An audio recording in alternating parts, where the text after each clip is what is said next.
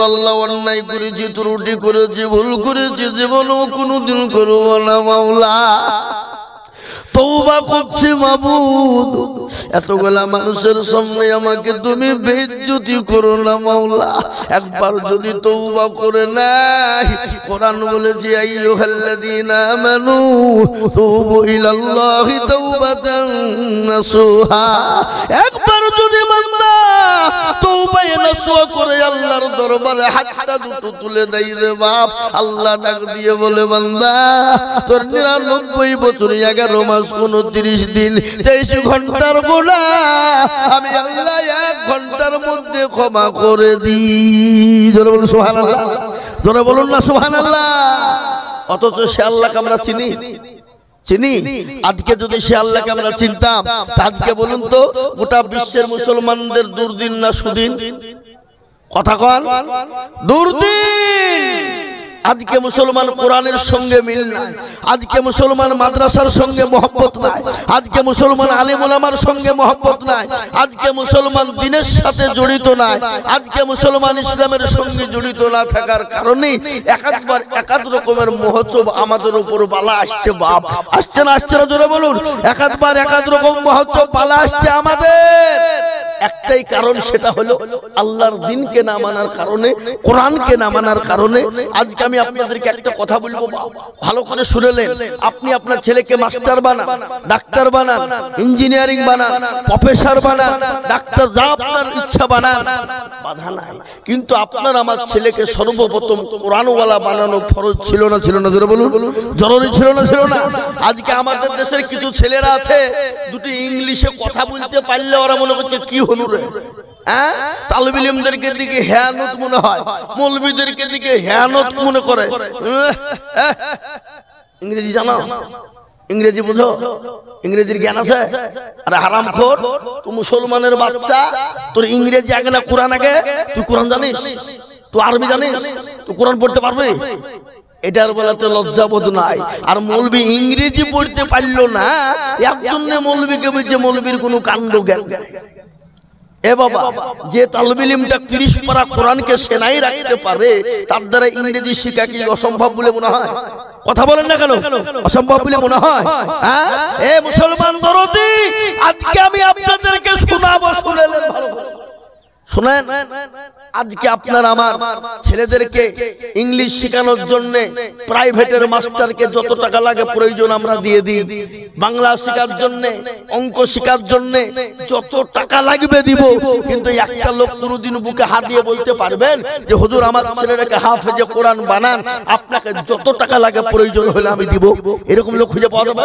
একটা কথা বলুন না, বলুন না কেন? আছে? নাই, একটাও খুঁজে পাওয়া যাবে না। আজকে এই জন্য আমাদের কোরআনের মহব্বতটা আমাদের ভিতরে নাই বাবা। আজকে শুনলেন গোটা ওয়ার্ল্ড চাইছে কোরআন থুব না, কোরআনকে মিটিয়ে দেব, কোরআনকে শেষ করে দিব।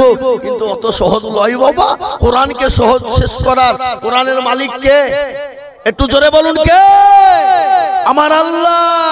এই দেখেন কদিন আগে কার সমীক্ষা শুনলেন, দারুল উলুম দেওবন্দ সমীক্ষা দিয়েছে যে গোটা ওয়ার্ল্ড, গোটা পৃথিবীর জমিনে 1 নয় 2 নয় 3 নয় 6.5 কোটি হাফেজে কোরআন বলুন আলহামদুলিল্লাহ। জোরে বলুন আলহামদুলিল্লাহ। 6.5 কোটি হাফেজে কোরআন মুখস্থুলায় ঠুটুস্থ এ বাবা এই জায়গায় ভরে রেখেছে। পৃথিবীর সমস্ত বেঈমানরা যদি কোরআনকে পুড়িয়ে দেয়, রাস্তে নাবুদ করে দেয়, কোরআন শেষ করতে পারবে না। কেন? এই জায়গায় মুসলমানদের যুবকদের ভিতরে কোরআন ঢুকে গেছে, তালবে ইলমদের ভিতরে ঢুকে গেছে। আজকে আমি বলবো বাপ, আজকে এটা হলো সেই কোরআনের মজলিস। এই কোরআনের মজমাতে বসে আজকে নিয়ত করে যাব, ছেলেকে হাফেজ কোরআন বানাবো, ছেলে মেয়েকে আলেম করব, ছেলেকে মাস্টার, ডাক্তার, ইংরেজি, ইংলিশ মিডিয়ামে যা দিবেন দেন, কিন্তু ছেলেকে কোরআনওয়ালা বানান। কোরআনের কত দাম, কোরআনের কত মূল্য আপনারা শুনলেন। ওগো মুসলমান, কোরআন কত বড় কিতাব। আল্লাহ আল্লাহ আল্লাহ আল্লাহ। এই 1-1-2024 এর ঘটনা আপনাদেরকে শোনাই। যেই দিন 1-1-2024 হলো, সেই দিনে অস্ট্রেলিয়ার মাটিতে যার লক্ষ লক্ষ লক্ষ মুরিদ, খ্রিস্টানদের পাদ্রী, এই 1/1/2024 কলমা লা ইলাহা ইল্লাল্লাহু মুহাম্মাদুর রাসূলুল্লাহ কলমা পড়ে মুসলমান হয়ে গেল। খালি মুসলমানই নয়, তিনি বার্তা দিয়েছেন গো বিশ্বের মানুষ, তোমরা যদি বাঁচতে চাও ইহকাল পরকাল কোরআনের ছায়ার তলে এসো। তিনি কলমা পড়ে 10,000 মুরিদকে নিয়ে কলমা পড়ে মুসলমান হলেন। তার নাম হলো কি জানেন? তার নাম হলো ডেভিড গোল্ড। কি নাম ধরে বলুন, কি নাম বলুন? David gold. আজকে কোরআনের কত মান, কত মর্যাদা, কত দাম আজকে আমি আপনাদেরকে বলবো। বাপ, এই মজলিসে বসে যদি কেউ কোরআনের একটা আয়াত শিখে ফেলতে পারে, আল্লাহ আল্লাহ আল্লাহ, তার বেড়া পারবা, সে কামিয়াবি হয়ে গেল, কামিয়াবি হয়ে গেল। কেন নবী বলেছেন খায়রুকুম মান তাআল্লামাল কুরআনা ওয়া আল্লামাহু। যারা কোরআন শিখে অপরকে শিক্ষা দেয় তারা হলো পৃথিবীর শ্রেষ্ঠ ব্যক্তি। বাবা, আজ আমি আপনাদেরকে শোনাবো, একটা যদি আয়াত শিখতে পারেন আপনিও কামিয়াবি, আমিও কামিয়াবি। ও বাবার কত মূল্য, কত দাম, সারা পৃথিবী বিক্রি করলেও একটা কোরআনের আয়াতের দাম দেওয়া যাবে? কথা বলেন না কেন? যাবে? যাবে না। তো বাবুজি ভেলুর চোখের লোক, টিকটিকে পাড়ার লোক, ডোমকুলের লোক, সারাংপুরের লোক, হিটানপুরের লোক, এরা কিন্তু চালাক বাপ। সর্বনাশ, এত মৌলবীর ওয়াজ শুনল রে, কিন্তু এরকম কথা তো কেউ বলল না। কোরআনে একটা আয়াত বিক্রি করলে পৃথিবী কিনা তার দাম দেওয়া যাবে না? চল সকালবেলায় ছেলের হাতকে গপ করে ধরে যায় স্কুলে, থাম যাবি না কেন? কাল আইজুল মৌলবী বলেছে কোরআনের দাম সারা পৃথিবী বিক্রি করলেও হবে না।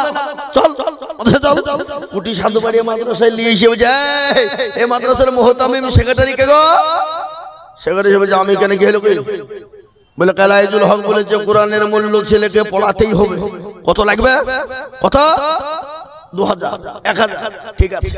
ছেলেকে দিয়ে দিল বাবা, ছেলেকে ভর্তি করে দিয়ে চলে গেল।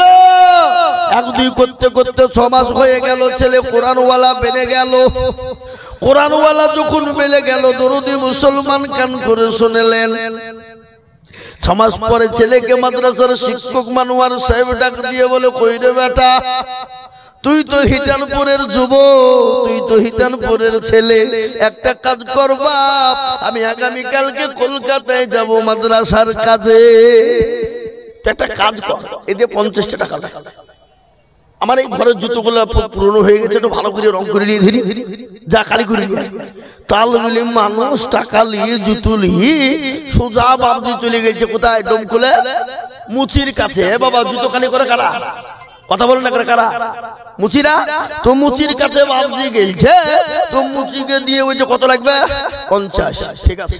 তাল মিলে 50 টাকা নিয়ে ও বাজারে বাজারে বাবজি চা পান খেয়ে পয়সা সব শেষ। তো মুচি গেছে বলে হয়েছে?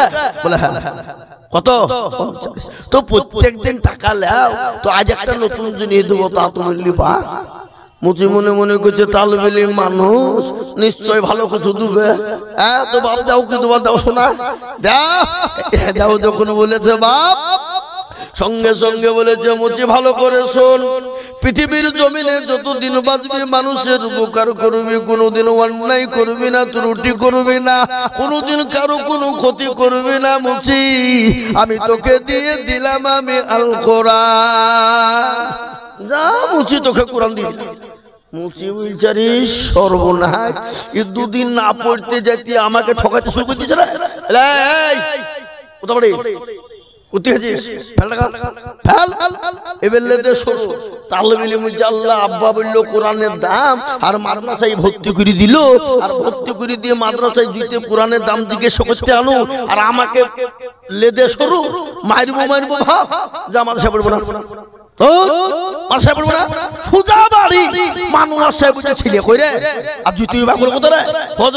গিয়ে দেখছি গ্রামের মাল বাবা, কারেন্ট মাল বসে আছে। কি ব্যাপার? অসম্ভব, বাপকে পেয়েছে না ঠকিয়ে ঠকিয়ে মাদ্রাসায় নিয়ে যে আমাকে বলেছেন এই মাদ্রাসাতে পড়বো না। বলিস বলে কোরআনের দাম জিজ্ঞাসা করতে গিয়ে আমাকে মার খেতে হলো, এই লাইনই পড়বো না। বলিস কি তোকে কোরআনের দাম দেয়নি? তো বলে না, কার কাছে গেছিলে? ও তুমি লোক খুঁজে পেলে না, ওই মুচির কাছে গেছিলে তুমি। মাদ্রাসায় একটা পাথর দিয়ে বেঁচে পাথর টানলে দিয়ে মুচিকে দেখা, যদি মুচি লাই নেবে না, যদি লাই তো টাকাটা দিয়ে জুতো দুটো নিয়ে একটা দোকানে রেখে দিয়ে ওখানে সোনাপটি কোথায় আছে দেখবি, দেখে চলে যাবে। ঠিক আছে, তাই হবে। তালবে ইলম গিয়ে বলছে, শোনো মুচি, কালকে কোরআনের কথা বলেছিল বলে বাদ দিলেছ, তো আজ একটা নতুন জিনিস দিব, তা তুমি লিবা। মুচি বুঝি তো ভারী আর কি দিলেছ আমার হাতে, বলে কি দিবে দে, দেখি দিবে দে, লাউ দাও থেকে লেদে সরু আর পাথরটা টুক করে ফেলে দিয়েছে। আর মুচির রক্ত বাবদি ওপরে টান মেরে ফেলে দিবে, টাকা দিবি না মার খাবে। আকাবি করে টাকাটা দিয়ে বুঝাই দিলে, জুতো দুটো নিয়ে একটা দোকানে রেখে দিয়ে পাথরটাকে কুড়িয়ে নিয়ে সোনাপটিতে চলে গেছে। বাবা সোনার দোকান হলো ওই চাল্লাই এতটুকুন ছেলে তালবেলি মানুষ মৌলবি মানুষ, ই কি কোথা থেকে কুড়িয়ে নিয়ে এলো না কারো কাছ থেকে চুরি ফুরি করে নিয়ে এলো নাকি রে? হ্যাঁ, এত মাল এত বড় মাল পাইলো কোথা থেকে? কত নেবে? কিন্তু হিতানপুরের মাল বাবা, ওই যে তুমি বলো মানে আগে বললে যদি ঠকে যাই 20,000 হবে না, 40 বলে না 50 হবে না, আর এক দোকানে গেলে 1 লাখ, এই করতে করতে 2 লাখ পার। তালবিলি মুঞ্জে সর্বনাশ, মুচির ভাগ্য খারাপ। জুতো দুটো নিয়ে সাইকেল নিয়ে মাদ্রাসায় ঢুকি, ওই যে সুবহানাল্লাহ হুজুর, আরে আজ আবার তুই কোন পীরের মুরিদ হলে তুই তোর জিকির থামে না? বলে হুজুর মুজির ভাগ্য খারাপ। বলিস কি? পাথরটা দিলুম আর টান মেরে ফেলে দিল, আর টাকাটা দিয়ে পাথরটা কুড়িয়ে নিয়ে চলে গেলাম সোনাপটি। এক এক করতে করতে 2 লাখ। বলে বেঁচেস নি তো বাপ? বলেন না, দে আমাকে দে, দে পাথর দে। পাথরটা নিয়ে বাবজি পকেটে ভরে নিল, ভরে নিয়ে বলছে, বাবা শোন, কি মতির কদর জাগা বাদশা জানে না তাহা, মতির কদর জাগা বাদশা জানে না তাহা, জানে জোহরি যে জোর একই আছে সুবাস ফুলে, তা জানে বুলবুল গনে, আর জানে সোনা পরিজল। পাগল মুচি কি করে কোরআনের মূল্য দেবে বল? কোরআনের দাম দিবে কি করে পাগল?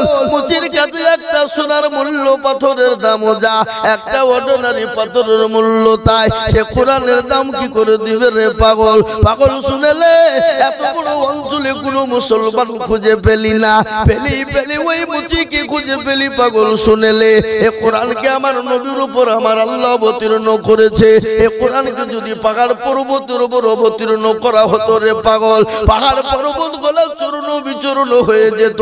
কোরআন তার প্রমাণ দিয়ে বলেছে, লাউ আনজালনা হাযাল কুরআনা আলা জাবালিন লারাআইতাহু খাশিয়াম মুতাসাদ্দিয়াম মিন খাশিয়াতিল্লাহ। পাগল রে, এ কোরআনকে নবীর উপর অবতীর্ণ না করে পাহাড় পর্বতের উপর যদি অবতীর্ণ করা হতো, পাহাড় পর্বত গুলা চূর্ণ বিচূর্ণ হয়ে যেত। ও পাগল, এতটা অঞ্চলে কোনো মুসলমান খুঁজে পেলি না, পেলি পেলি ওই তুই ওই মুচি কি খুঁজে পেলি? আজকে বলার উদ্দেশ্য এটা হলো বাবা, আজ আমরা কোরআনকে কোরআনের মান দিতে জানি না।